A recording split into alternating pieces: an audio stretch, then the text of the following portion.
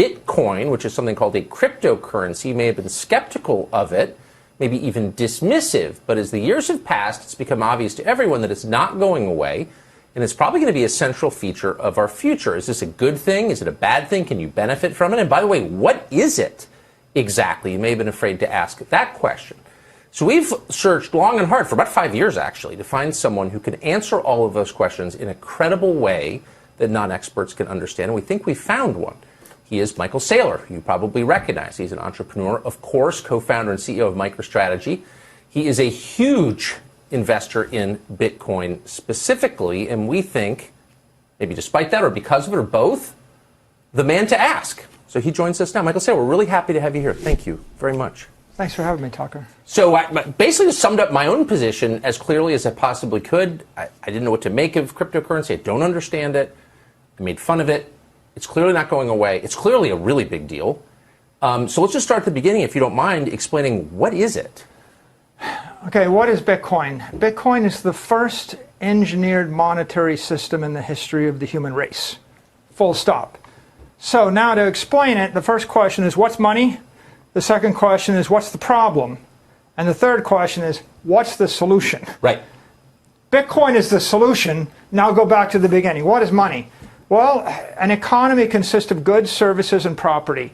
You know, I want you to do something for me. I want that product. I want you to manufacture something for me. I want that house. I want that land. That's half the economy. Now the question is, how do I send 37 horses to you, and then how do we keep the books balanced? So you have to send me back money. Money is socio-economic energy. Money is monetary energy, or it's the energy, the backhaul energy that we use to trade with. If I can send you 10 bushels of corn and you can send me money equal to 10 bushels of corn, then we can trade with each other. So in the history of the world, human beings have tried different monies. We've used seashells. We used the giant stone coin of the Yap people. We used tobacco bales in colonial America. We've used copper coins, silver coins. We've used stone coins. We use glass beads in Africa. These are all types of money. Eventually, we got to settle on gold and gold coins as money, but gold was never fast enough as money. How do you move 10 tons of gold from here to there? So ultimately, people used ledgers, and those ledgers were issued by a merchant, or they were issued by a mayor, or they were issued by an emperor. And you can go back 5,000 years and you can find Sumerian tablets in clay where they've etched in like 37, bushels of oats in return for something. These were the ledgers. So money is that shared ledger of who owes what to whom. And a lot of times the money is a token, like a glass bead. But the problem with a glass bead is, if the Africans use a glass bead and the Europeans show up and they can manufacture 1 million glass beads, the Europeans dump 1 million glass beads on the Africans lose their homes and their livestock and all their wealth, and they're impoverished. So if you have weak money and someone else has strong money, if they can manufacture the money, like in the Pacific Islands, they use stone coins. Some European showed up in a ship and he realized that stone coins are rare on one island, but they're very plentiful, big stones on another island. He sailed to the other island, picked up the stones, brought them back to the first island, and enslaved everybody on the island. It's like, problem. So the problem with money is, how do we keep track in a fair distribution of who owns a claim to what? So you've noticed a lot of people buying cryptocurrency. The reason is really simple. Central banks have printed so much money that its value is plummeting. It's called inflation. So what is cryptocurrency? What is Bitcoin exactly? Well, we scoured the country for more than a year to find someone who could explain it to us, who really understood it and who had skin in the game. Michael Saylor is the man we found. There's really no one better, we've decided, to talk to you about this topic. Michael Saylor is an entrepreneur, a business executive. He's made billions in Bitcoin, and he's worth listening to on the topic. By the way, his company just dropped more than $400 million on it this afternoon. We sat down for more than an hour with Michael Saylor for a genuinely fascinating episode of Tucker Carlson Today. Here's a small part of it.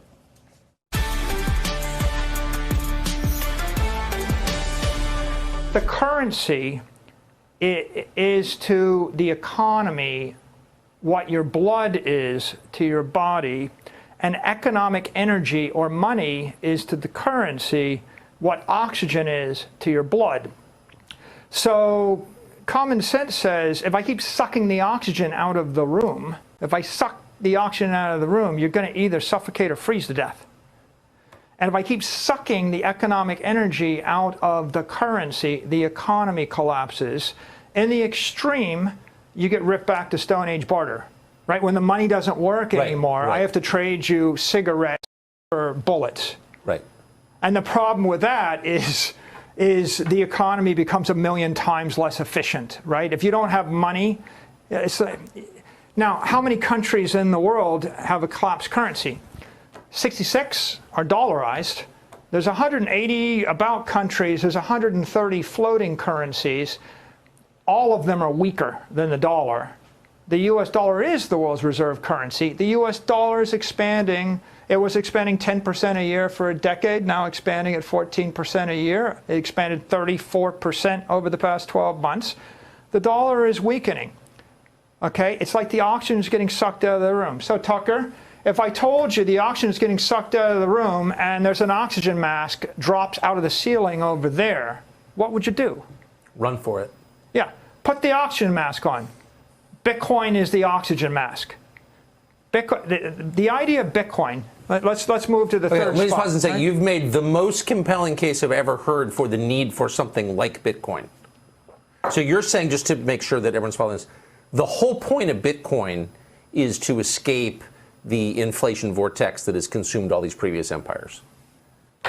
The point of Bitcoin is to fix the money. And money is energy, and energy is life. And if I keep sucking the energy out of the economy, I'm sucking the oxygen out of your system.